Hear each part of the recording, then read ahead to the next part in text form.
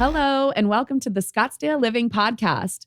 I'll be your host today. I'm Dr. Amber Enright, owner of The Therapy Doctor, and I'm COO of Scottsdale Living. Scottsdale Living is a thriving social network, and we started on Facebook, actually. So you can join us at thescottsdaleliving.com or Scottsdale Living on Facebook.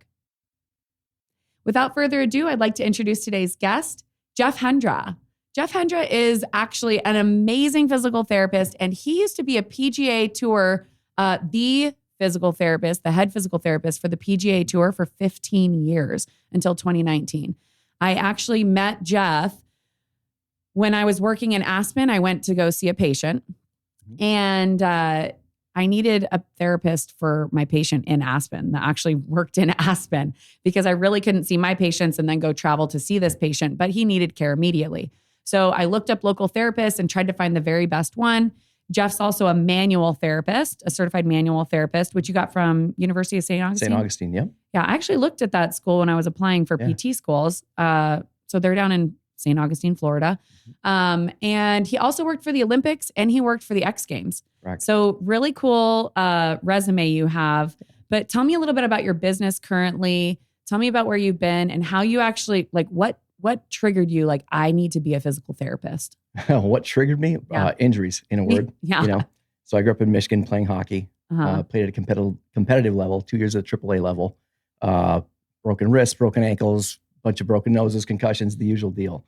Lost teeth, and trips to training rooms, doctor's offices, surgeries, that kind of thing. I got out of the game when I was 19, and I'm 5'11", 165 pounds at the time. I'm probably not going to make a lot of bread doing this. So got into PT from my experience of being on tables, and away I went to PT school and went to Grand Valley in Michigan, graduated in 98 and worked in Grand Rapids for about 6 years. Okay. And then the company I worked with, it's called Physiotherapy Associates, that's since gone. Mm-hmm. They were a massive company. Yeah. They were everywhere. That was like the big name in physical therapy clinics. Yeah, about close to 500 nationwide, I think. Crazy. Yeah, it was nuts.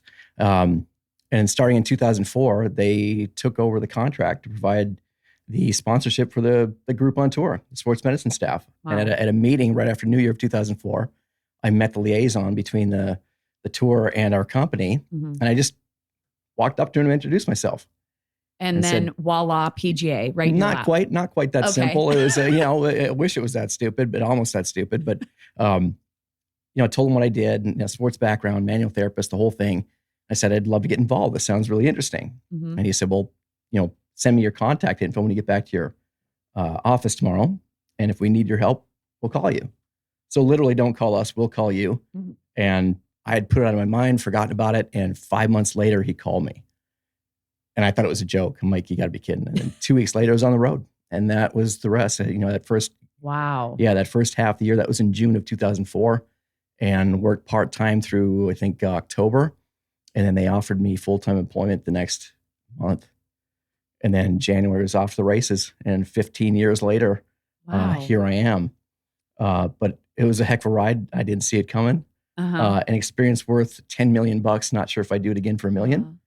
It was great. How can I complain? You get paid to travel the world and treat some of the most famous people on the planet. So there's a great energy to it, great vibe. You're constantly on the move. You may think you're going somewhere. Sometimes I think you're just chasing your tail. It's the same year over and over and over kind of deal. But it's a lot of fun. Great experiences, places, people. Got a master's degree in physical therapy, but my real education started in 2004. Oh, that's so interesting. So I forget about this, that, there are bachelor's, master's, and doctorate level physical therapists. I always say that the people who have master's and bachelor's degrees have way more experience in the field. The people who have doctorate degrees, unless they have a TDPT, they're relatively inexperienced in comparison.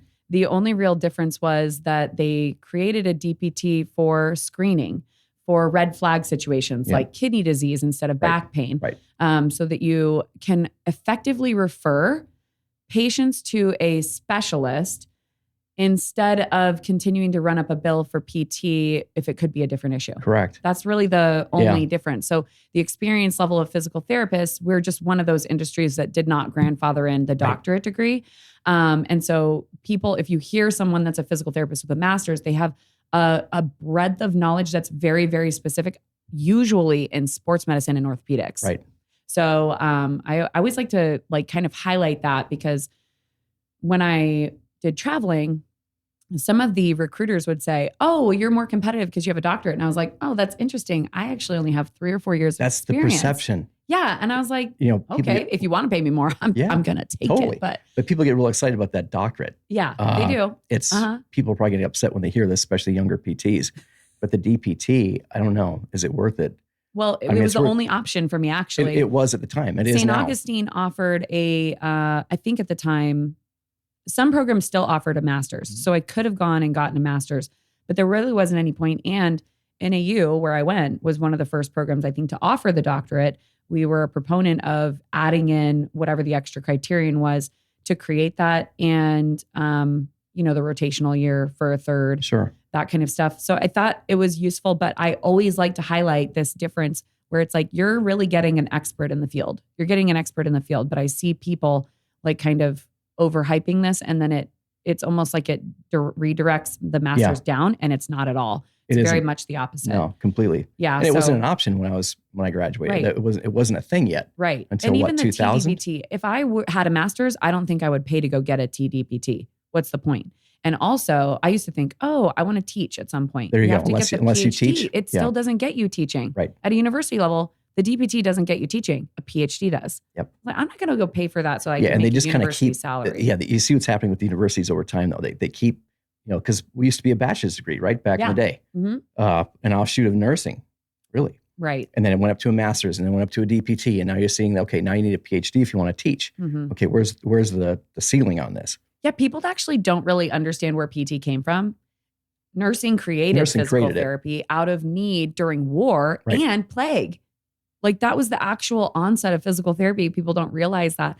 And it's kind of fascinating because we just went through this entire, pandemic issue, and seeing how people responded and what people's needs were and what people's long-term needs were after that. I think it really highlighted a need for our profession. But it's an extension of nursing care. It's just musculoskeletally primarily focused, right? Endurance, cardiovascular endurance focused. That's what we're experts at, and that's it. That's our thing. Yeah. So let's get back to the tour stuff, because I'm really interested. I know, when you were on tour, how many people worked under you, or did you get to work with everyone and you're just like 5 a.m. to 9 p.m.? Pretty much you work with everyone. So we were the official staff. We were the guys that worked in the trucks that were owned by the tour. We were contractors. Our staff was contracted by the tour through a separate entity. Our payroll was everything was separate. The tour does that for reasons of vicarious liability. If I break Tiger's neck during a manipulation, bye, Jeff. They can't get sued. Yeah, see ya. See ya. Nice knowing you. So they always kept us at arm's distance that way. But we were the official staff in their trucks, and every week. Those trucks were on the road. A full field event was 2 PTs and a chiropractor. Okay. In our truck, which was the rehab truck. Mm-hmm. So it's a rolling clinic. It's a PT clinic on wheels. It's a full service. Yeah, it is actually quite cool. It's it has the expandable the slide outs, and it goes to about 1,000 square feet. So it's a rolling clinic. Oh my gosh. It's impressive. It's a rolling clinic. 4 treatment tables, a little, workout area, mirrors. There's a recovery station with Normatex. That's bigger than most people's apartments. Seriously. Like in the city. That's seriously. Crazy. Yeah. Yeah. Recovery station. So when guys come in, if they want Normatex, if they want, game ready, if they want, hyper ice, if they want the Venom belt, that stuff's all there. Wow. And they can just do that on their own. The other truck is a rolling gym. And that's staffed by 2 athletic trainers every week. So that's our staff. Oh my gosh. Yeah. And the same size, 1,000 square feet. And that is a full functioning gym. And those trucks are open to anybody and every player on tour. That's so free cool. Service, first come, first served. And I always say we had 3 groups. We have our group that they came in every day regardless of what was going on. Maintenance stuff, quick stretch, warm up, adjustment, myofascial release, whatever. They got a nagging injury, treat that too. That's that group. At least once a day, sometimes twice, sometimes more. It's like their routine. Whatever player, they have like exactly this in their head. They have to do it. It has to be accomplished at this time. Okay. Yes. Yeah. You can set your clock by these guys. Mm-hmm. They're in at they're off at 7:42. Okay, they're going to be in at 6:12. Got it. Yep, hour and a half, 90 minutes, boom, they're right on it.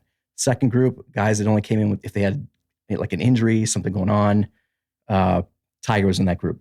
Okay, which he's always got something going on, right? I mean, he tears a meniscus or he tears an ACL and he plays the rest of the tournament. Yeah. Is that you guys in the background, like treating him mid-tournament and then he goes back out? Or is it just... Yeah, wow. Often. Yeah. Treated Tiger many times. We're on a first name basis. Wow. Yeah. That's okay. Yeah. That's pretty cool. Yeah. Yeah. He's not like people think. But the third group is, we'll get back to that in a second. I have questions. Yeah, sure. Bring them on. The third group is guys that we've never met that don't come in. That's a really, really small group. And they either have their own private physio, private trainer, chiro, guru, you name it, massage therapist, or they're a rookie and they don't even know what the trucks are.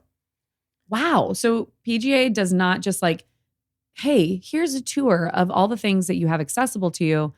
Or they feel like, oh, I can't really use that. They do. It's like a Lux item. They do. When the new players come on board, the new class, so to speak, for that year, there is an orientation, big meeting, and they explain everything. But hey, they're focused on their game. They're young. They're 20-somethings typically, and hopefully they don't have too many aches and pains. Yeah. Give them a couple of years, and they're living in the truck. Right. Yeah. So we get to know pretty much everyone. Yeah. No, that's really amazing. That you have access to everything you need on wheels. I'm blown away by that. I would really love to see something like that. That's amazing. I wonder if any other massive sports organizations have something like that, because I have not heard of that. NASCAR has mobile operating rooms. Wow. I bet Formula One has something like that too. They must. They must. I don't know what they have and where. Yeah. Right. To have someone out on that team. Yeah. Like, I'm this system. Oh, okay. We cannot replace you. Yeah. And then, of course, the big four sports, they have their staff that travels with them, working out of training rooms, out of arenas, locker rooms, whatever. How cool. Yeah. That's amazing. But golf being mobile, golf being not played in an arena, you have to have the mobile units. And that program was started in 1985 by Dr. Frank Jobe. Wow. And back in the day, that was Sentinel Hospital out of Los Angeles. Frank, God rest his soul, Frank invented Tommy John surgery. Yeah. So baseball players usually end medial up with collateral ligament. Yeah. Frank invented that with Tommy on the table under anesthesia in 1974. Wow. Yeah. And Frank was our longtime medical director. Great guy. We always missed him after he passed. Yeah. And he's the one that started that program in 85 with a little tiny, you could have fit the truck in this room. This little one. Wow. Yeah. And the therapist drove him back then. Oh my gosh. Wow. That's so crazy. Yeah. So I watch documentaries on TV and I watched the Tiger Woods one. Did you watch that one? I have not. The HBO one? No. It was kind of interesting because I guess I feel like Tiger Woods is an icon that should be celebrated. And personally, I don't really care what he did in his personal life. And I don't think that it should have that much to do. He's his own brand. If he wants to ruin his own brand, let him do it.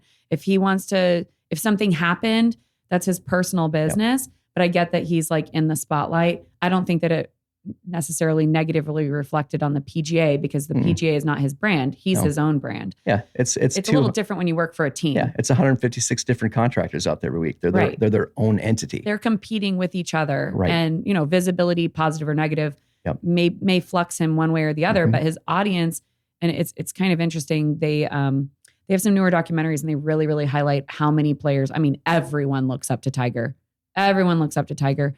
And it's just fascinating to watch. But one of the things that I noticed on the documentary was he is so in the zone and he's so removed from other players. Like, he's not letting anybody mess up his game. No. He's focused. He's there to play. He has that focus. He's not there for the fan. He's there for golf. He's there for that success. Yeah, he's business. Yeah, his very first day can be terrible and he's ready to beat that every single day he comes to work. So, it's interesting to see that portrayal. Was that accurate from your recollection of, like how Tiger Woods? Is that how he is kind of off the court too? Because we're talking about golfers who are like meticulous in their heads. They're one of one. I need to beat my PR on this course to get this. And is that really what he's like? It's interesting with Tiger because he does that. He has that ability to block out what's around him, where a lot of guys get distracted. he does not have that anywhere near as much as anyone else. Hyper focused, and just it's all work, gets it done. He's there to win. If he's playing, he's got it in his mind. He wants to win. Mm-hmm. A lot of guys out there, no disrespect to any tour player, but it's another day at the office. I want to make the cut. I want to make a check, and I want to go on to next week. Yeah, that's the mentality of a lot. Not certainly not all. I wouldn't even say most, but a good number.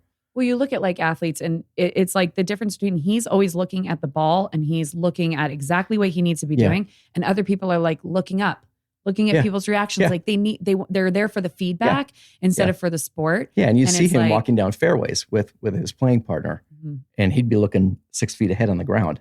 The player would be talking to him, looking at him. He's not. He's thinking he's somewhere else. He's on his next shot. He may be on the next hole. There's some interesting like neuroscience research going on, and really just like the evidence showing about people who are the most successful enjoy the process of the work. Yes. And not just the celebration of the win. Yep. So it's like, it's the true grit of enjoying the process. It's the journey. Yeah, the journey instead of just the celebration, the first place, the title of it. No question. And I think that makes a massive difference in anybody who's a competitor, a true competitor, and wants to make an actual career out of it. Nothing is going to stop me from accomplishing what I came here today to accomplish. And that mentality, that mindset, he's like a different persona. Yeah, it's the winner's mindset. Yeah. But his personality, now I know Tiger differently than a lot of people on tour, because he came in to see me looking for help. Wow. And he knew that, anyone in our truck was not asking for autographs. We weren't there to ask him a bunch of awkward, embarrassing questions. If you give him crap, can we say shit in here? Yeah, it's your podcast. You can do what you want. Yeah, I like it. if you give him shit, you're good. Okay. If your locker room, which I've lived my entire life in a locker room, if you give him that, you're good with him. Be authentic. Yes. Just be real, because he can sniff the BS a mile away. Who wants that? Anyway, nobody, my family used to say, nobody likes a brown noser. There you go. Yeah, nobody needs it either. And people can feel that from anywhere. And amongst our staff, if he, and I know there's a couple, this happened more than twice, he'd come in and another of my staff or chiropractor would treat him, and they'd over-treat him, give him the Hollywood treatment. We used to call it the Hollywood treatment. It's like, he doesn't want that.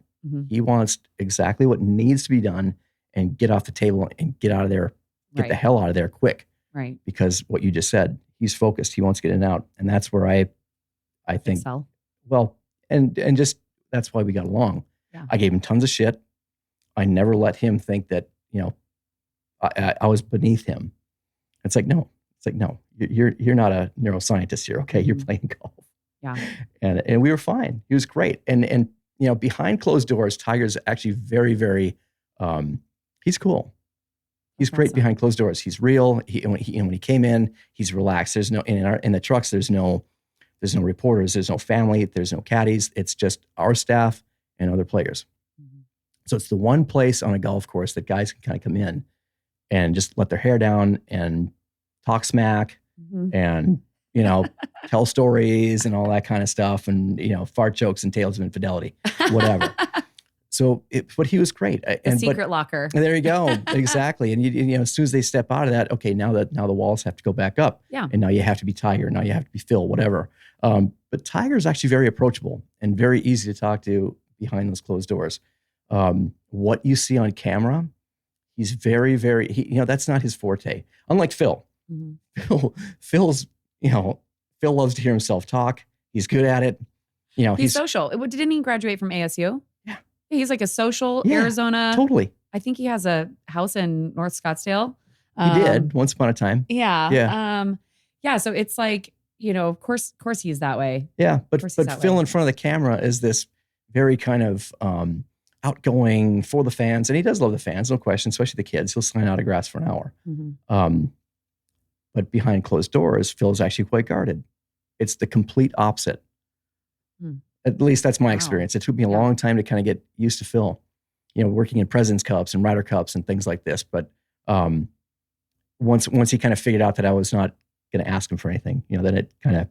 So he had like the show, like the the show tune, A little bit. the vibe, like he was an entertainer, Yes. not just a golfer. Yep. And then Tiger was there not to impress you, but just to Right. play golf. Like you said, he just wants to do his thing and get out of there. The rest is just kind of details that he may or may not want to deal with. Okay, so Phil and Tiger definitely both used you regularly in tour. Do you find, just as an observer of the sport and as the head PT for the PGA, did you notice a massive difference in gameplay between utilization of therapy services, whatever rehab services or prehab services that were available, training, and the people who really weren't in very many of those systems at all? Or can you not really speak to it because some of them probably did have private? I can. They did, but I'll say this.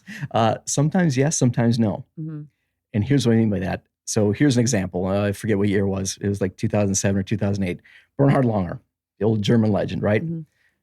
Two-time Masters champ. Bernhard gets in the Players Championship. He's not quite 50, or maybe he is. I mean, he was, if he was on tour still, he was right at the tail end of his career. And he came in with a back issue early in the week, and he was going to WD. He was going to withdraw. Yeah. He's like, Jeff, I don't know if I can go. I said, well, don't take off yet. Let's see what we can do. Long story, very, very short.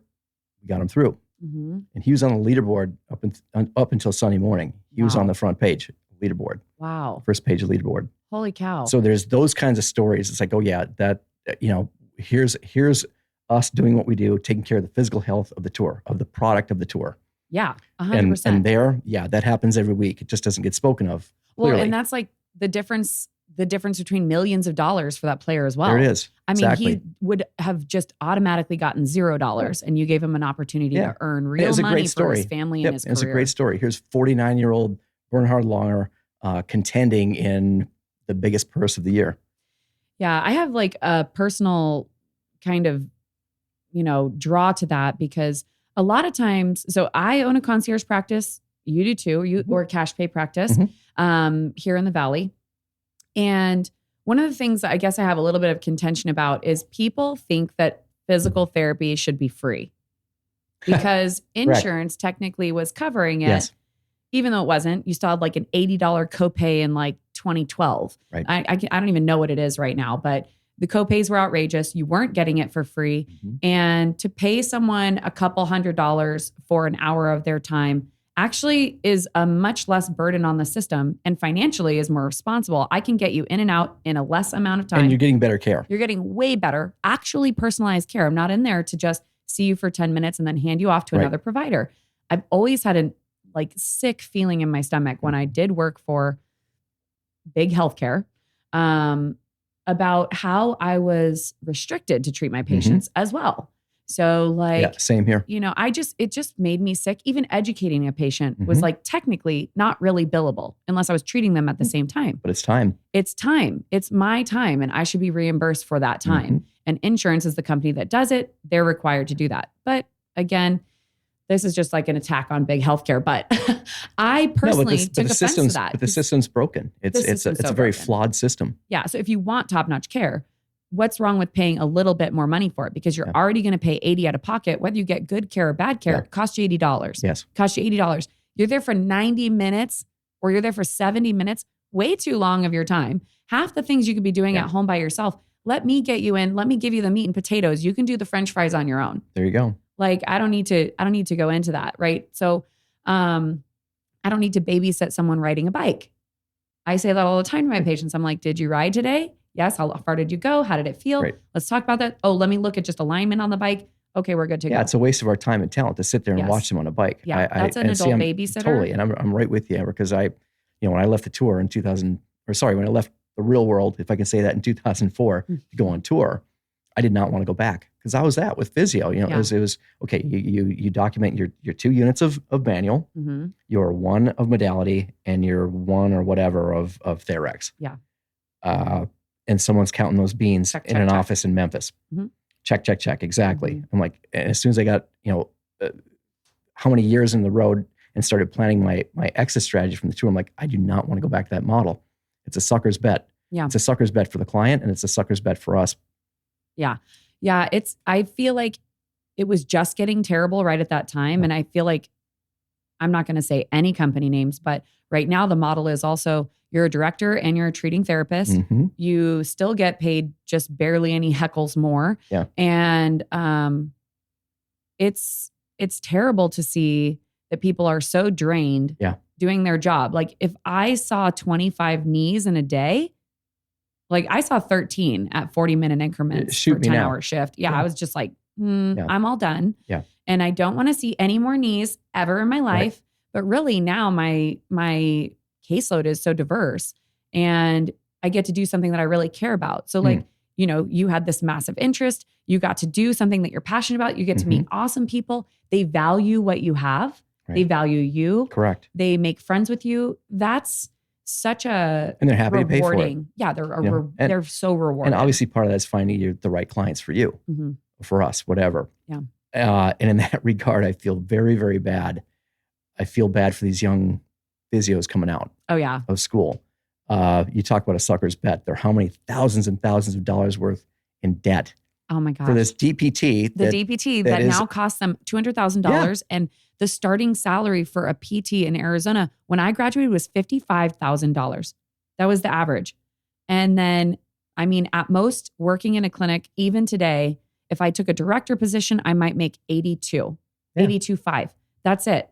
How am I supposed to pay off $200,000 in debt and after for taxes? You're making doesn't pay me maybe $50,000 a year. It's crazy.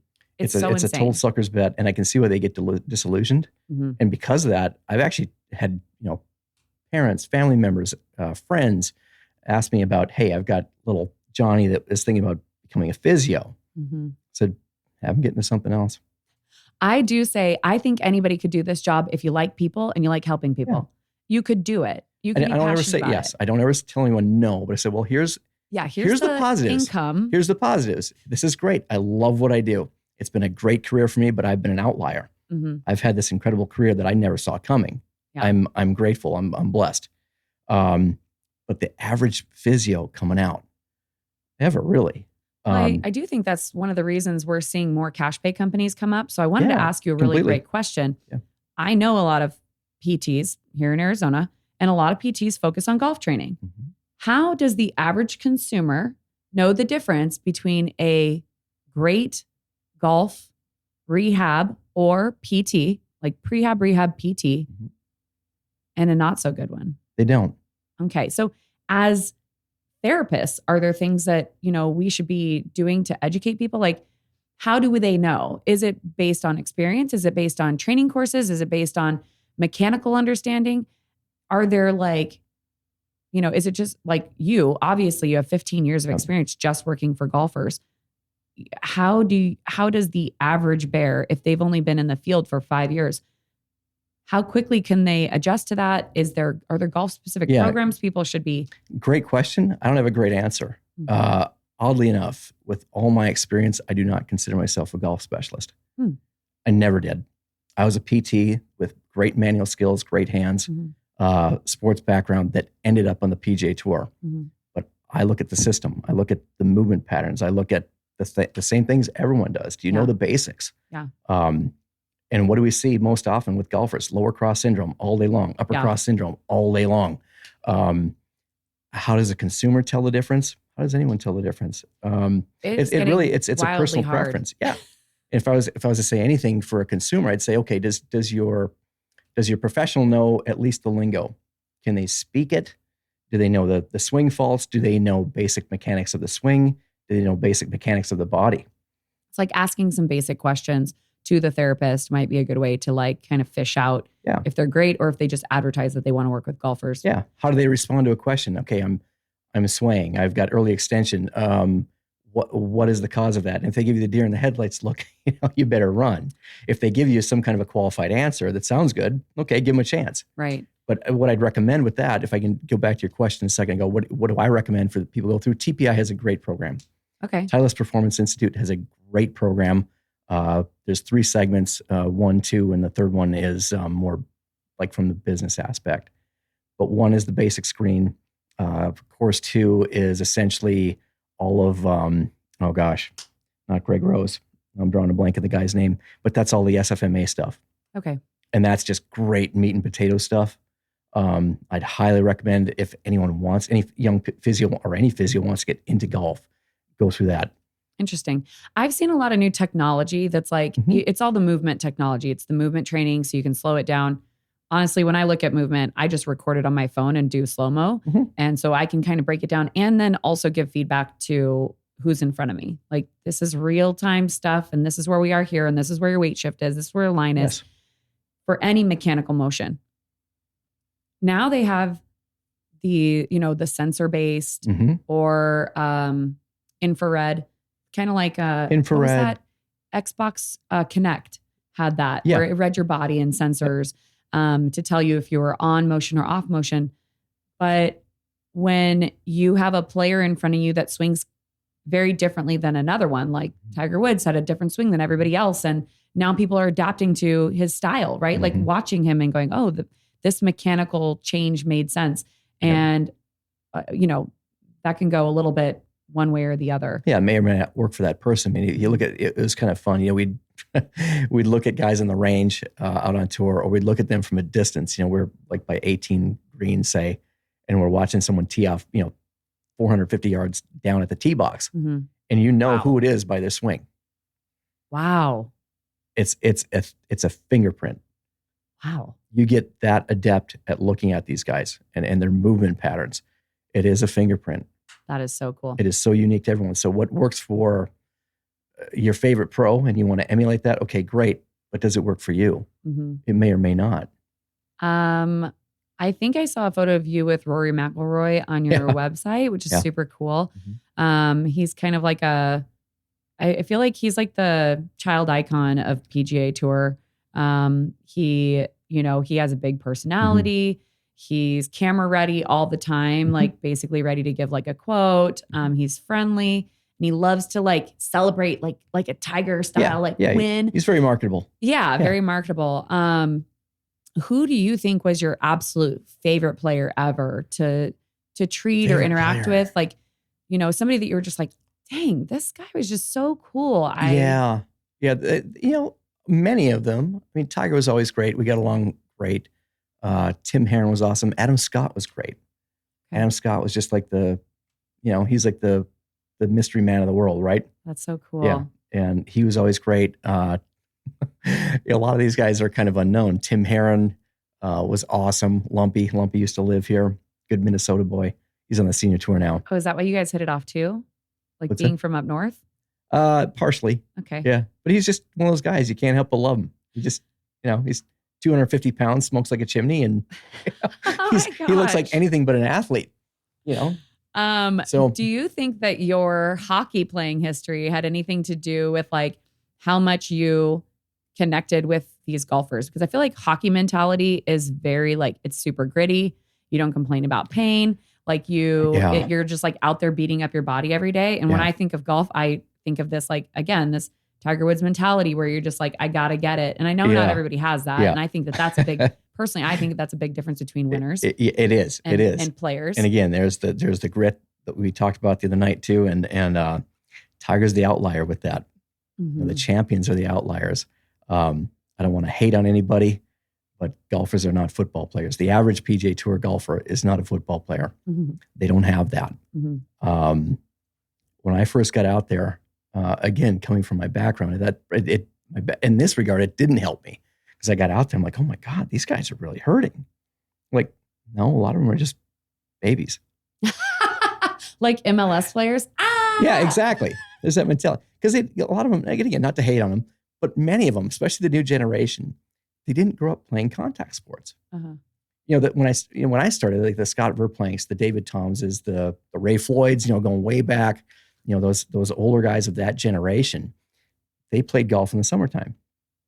And they also played baseball. They played football. They played basketball. They played, you name it.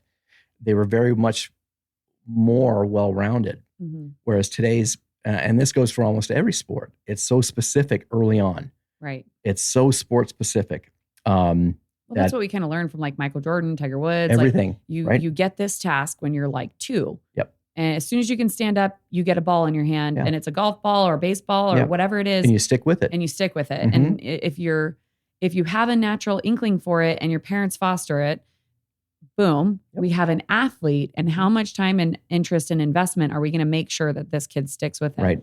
So it is interesting, but then also, like, for example, for golf, since it's such a unilateral sport, we're talking about the same repetitive injury thousands of times a month, over and over and over, tens of thousands of times a month. move. And there's the big difference with golf and almost any other sport, other than say like a baseball pitcher.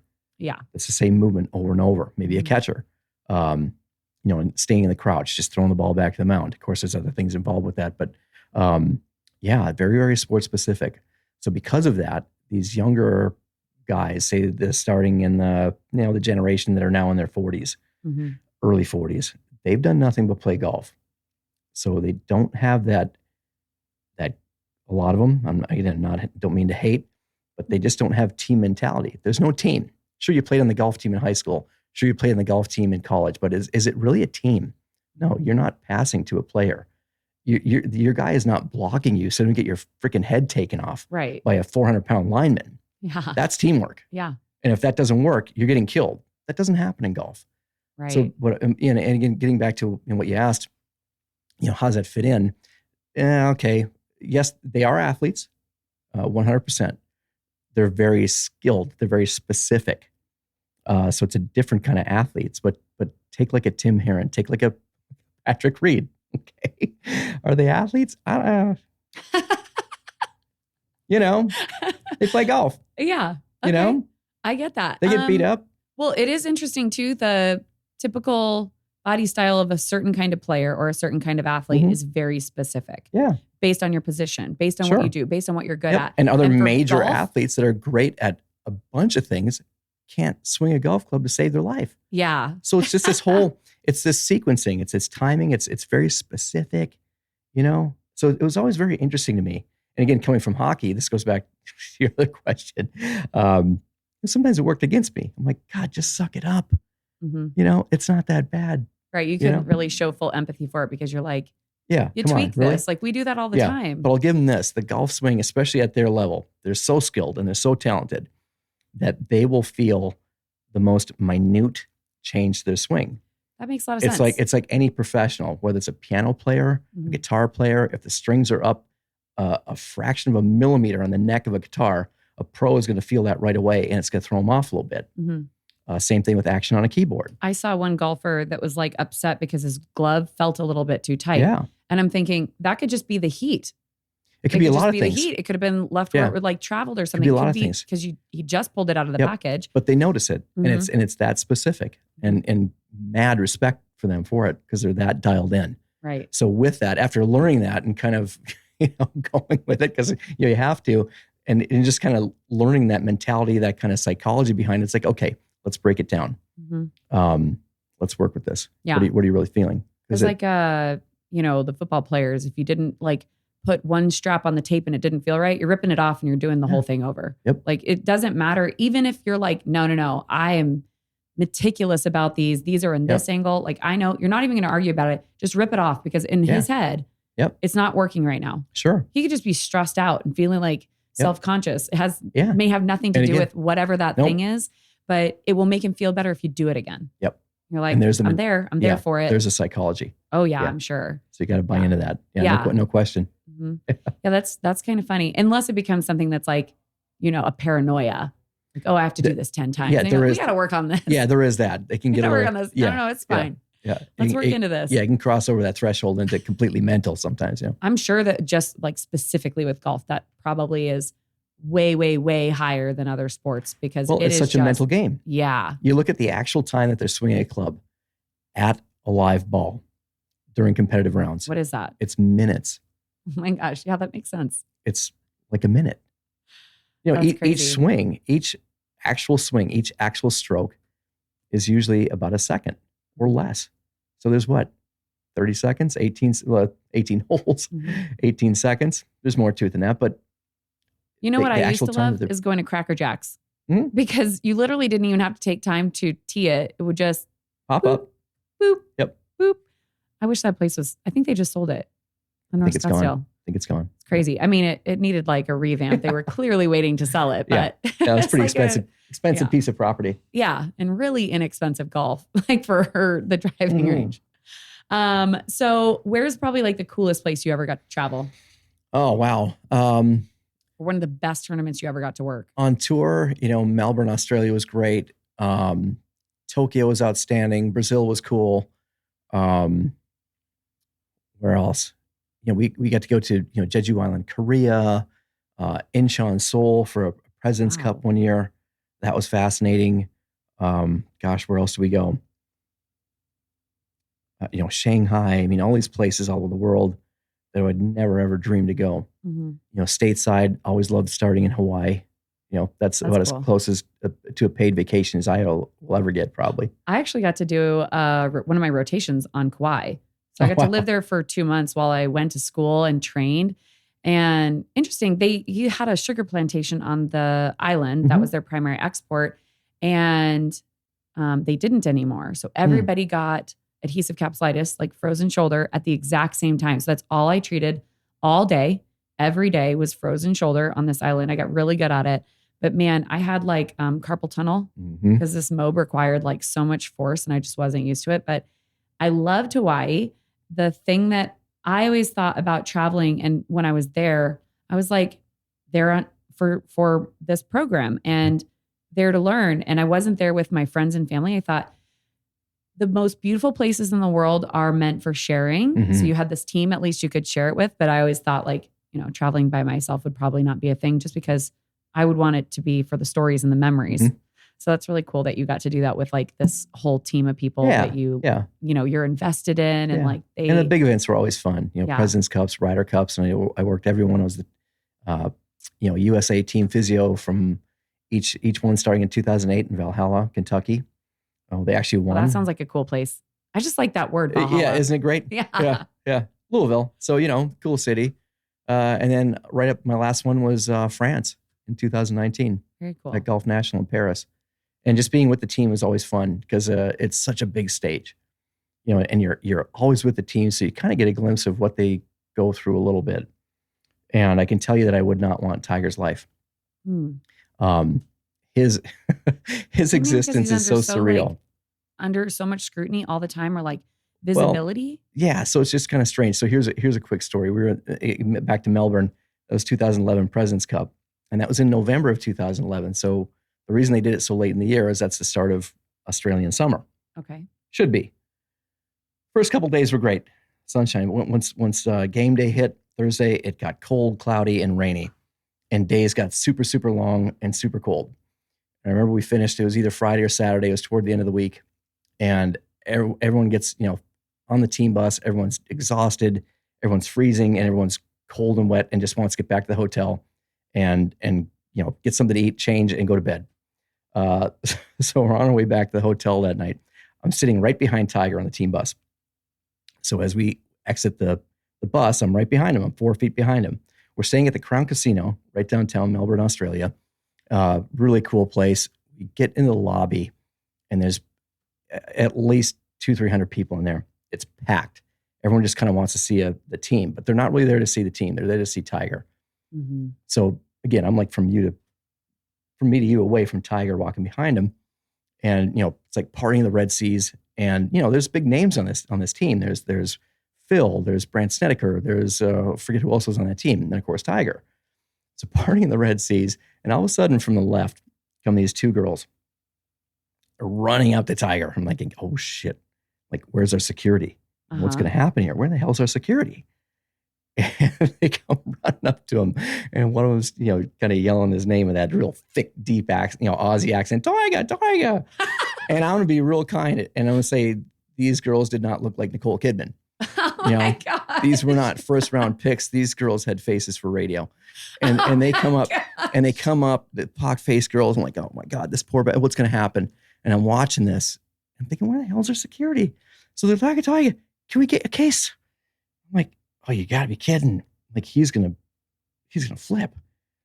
That didn't happen. He doesn't say a word. He's cool as a cucumber. He sticks out his left cheek. $1 billion Tiger grin, sticks out the left cheek. One plants one there, sticks out the right cheek, doesn't lose the grin. She plants one on the right cheek. They go scurrying away, giggling. He walks away like nothing happened. I'm like, wow, that was smooth. Oh my gosh. But also, that's his life. All the time. Yeah, all the time. I mean, he can't go anywhere in the world without being recognized. He's such a global icon at this point. You know, he's transcended the game. He was such an athlete about it and raised it to a level that we hadn't seen Greg Norman do. We didn't see Gary Player do. Certainly didn't see Jack Nicklaus do, or anyone for that matter. And he's just so well known. I mean, he couldn't go hiking in the Himalayas without a Sherpa looking and pointing at him and saying Tiger Woods. Wow. And I wouldn't want that level of celebrity. Yeah. I really felt bad about the visibility and the negativity that he always repetitively caught. Yeah. It was like he got public spankings for something that nobody else got. Yeah. And I can tell you this. They'd hide that for you, but they didn't for Tiger. They made an example of him and I just hated it. I hated that he had to apologize. Totally. And people will have their opinions on what happened. You know, was it right? I'm not going to be the moral judge on that. That's not my place, but people obviously made a lot of judgments on that. And I think a lot of fans stopped liking him. It's not their place. I can tell you this. He didn't invent the wheel, not even on the PGA Tour. Right. So I just, that's kind of my whole point is like, I wish that they had approached it a little bit differently. And fair is not a word that I use. No. I don't think it belongs in the world. Fair does not happen, but to treat him with the same respect that they treated every other player and the same class and the same, just all the same protocols that they would usually use. Even as a young female who was not even an avid like golf enthusiast, I just watched it. And every moment I saw, I was like, it's just not quite right. And I felt some kind of like reach out, like, it made me upset. Right. But yeah, because really it was no one's business. He's the Michael Jordan of golf. Very much so. I like it. People just forget how much respect he actually deserves. In my opinion, and what he did. They all do. You know, it's a honed craft. It is, not for anyone who can't sit down and just focus and attend, push everything aside. And it's not a weekend holiday thing. Not at all. But yeah, it's interesting to see how that entire industry has started to generate more and more and more visibility. I mean, obviously we have waste management. I love January through March in Arizona. We have waste management open. We have Barrett-Jackson. We have spring training. It's basically Christmas. It's wonderful. I love going to watch. But the industry of golf has changed from this like kind of gentleman's game to this high audience, high revenue, marketable. Yeah, and certainly here, I mean, what we see with the Phoenix Open is just insane. Yeah, I have a lot of friends from back home in Michigan ask me that, hey, what's that like? Yeah, it's never been. I'm like, well, I can tell you this: if every week was the Phoenix Open, I probably couldn't do this job. Oh my gosh, it's just insanity. It is insanity, and not because I'm going out every night, but just the energy. You get done with the week and you're just exhausted. If you're an audience member, you still only make it one day. Right. I got tickets, so I got to go during the week. And then I got to go on the weekend. I was exhausted. That's the most I've ever waste management opened. Yeah. 250,000 people on Saturday. It's the biggest thing in the world. I mean, it's just unbelievable. It's so crazy. Yeah. It is very fantastic. I mean, I don't know what other sports game could pull in that kind of audience, like a game. One game. Massive an appeal. Event. Right. An event. So one day of sports pulled in. I would love to know. I'll have to ask some people from the Thunderbirds. They're the ones who throw it, what their attendance was this year. I'm sure they posted online and then how much they actually raised because it's for charitable organizations. Right. The best thing about that is actually that the Thunderbirds then spend time all year round taking applications from charitable groups and giving out tens of thousands and millions of dollars. It's really amazing. I've always loved that piece. So they do pay the players. They're there. They also have concerts. So there's lots of ways to raise money, not just like selling beers and drinks and food. A lot of entities, a lot of people, businesses, everyone wins. So much fans. So much business has done that. Yeah, a lot of commerce that week. Yeah. Okay, so let's talk about your business. So tell me about your business. So again, I kind of heard about you in Aspen. You ended up being a great referral source. And then right at that time, you're kind of transitioning out of PGA. Yep.